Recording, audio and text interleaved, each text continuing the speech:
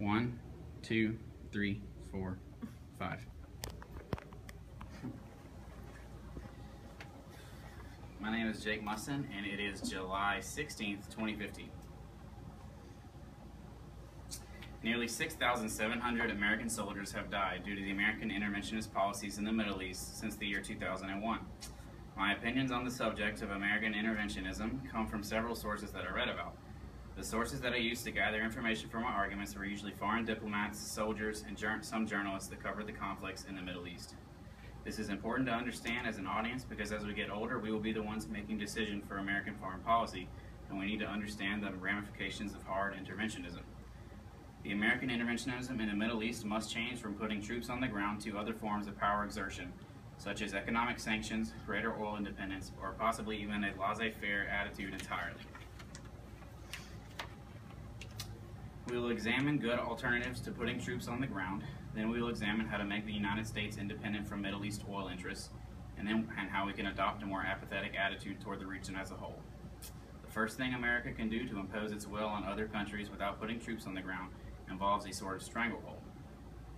America can impose economic sanctions on countries that are breaking international law or doing something America deems undesirable.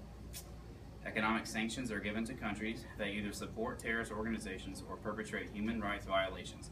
The current list of countries that are sanctioned by the United States includes Burma, the Ivory Coast, Iran, North Korea, and Syria.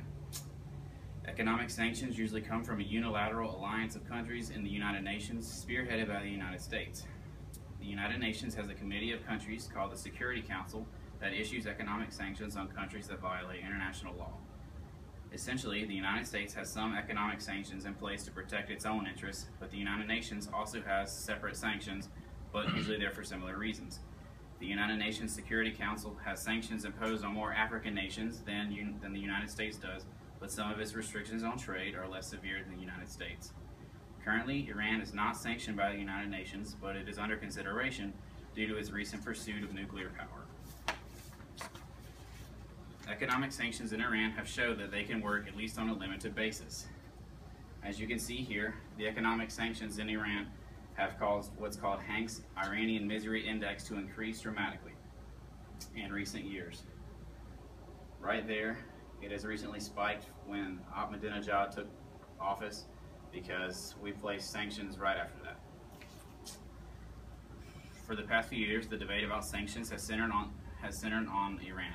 According to John Cassidy, a writer for the New Yorker magazine, in 2005, following the election of hardline President Ahmadinejad, Iran expressed its determination to resume uranium enrichment program, which it had suspended the previous year. During the ensuing 8 years, the United Nations passed a series of resolutions that banned the export of nuclear-related materials to Iran, and imposed an arms embargo on the country, and froze the foreign assets of many individual entities associated with the regime in Tehran. Tehran is the capital of Iran. The United Nations Congress stiffened the sanctions that have been in effect since the 1979 revolution in Iran, banning virtually all imports from Iran and even freezing the assets of the Iranian Central Bank. The European Union and Canada also imposed an oil embargo on Iran and other countries, including Japan and South Korea. Both are heavily dependent on Iranian oil imports, also imposed sanctions. Gary Seymour, a Harvard professor and former coordinator for arms control and WMDs during Obama's first term, stated, "Yes, the sanctions have worked to pressure Iran to accept temporary limits on its nuclear program, but whether the remaining sanctions and the threat of additional sanctions will be sufficient to force Iran and accept more extensive and permanent nuclear limits is unclear. These sanctions could also help American interests if we were not so dependent on Middle Eastern oil. The United States needs to be more oil independent. It is extremely reliant on Middle Eastern oil. As you can see here, about half of our oil comes from OPEC, and about a quarter of it comes from Arab OPEC, which is the countries near Saudi Arabia, Iraq, Kuwait, and Algeria." Clifford Krauss, a writer for the New York Times, stated, "The United States is increasing its dependence on oil from Saudi Arabia, raising its imports from the kingdom by more than 20% this year, even as fears of military conflict in the tinderbox Persian Gulf region grow." The U.S. Energy Information Administration recently released disturbing new data that shows the United States has been increasing its dependence on oil from one of the most unstable regions in the world. Middle Eastern oil now accounts for more than 25% of American oil imports, as you can see here, which is a 9-year high that has come at a time where gasoline prices were at record highs. There are alternatives to oil independence in the Middle East, including other forms of energy and drilling for oil in other places, such as deep-sea drilling. Solar power is becoming an increasingly viable alternative to gas. Innovations in the automotive industry allow for much less fuel to be used in newer cars, and deep-sea drilling becomes more and more popular, and it would allow the United States to receive oil from its own companies. Stephen Cohen, the executive director of Columbia University's Earth Institute, states in his article, Deep-Sea Drilling, Rules and Transition from Fossil Oils, there are two paths for the renewable energy industry to displace the fossil industry. The first is for a transformational technological breakthrough that will provide energy as a cheap and reliable fossil fuel. This could happen without government intervention in the same way that Apple and Microsoft developed commercialized revolutionary software that made the computer possible.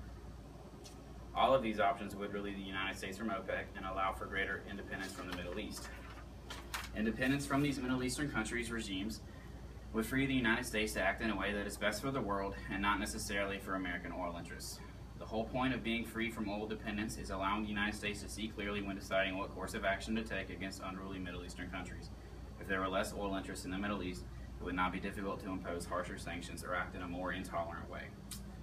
As America becomes less independent and the economic condition of the Middle East, its translation into a more apathetic position of the Middle East as a whole.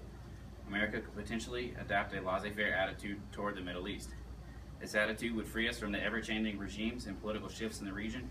There were so many political shifts in the region and at the beginning of 2010 that it became known as Arab Spring. Like something like 20 countries had revolutions.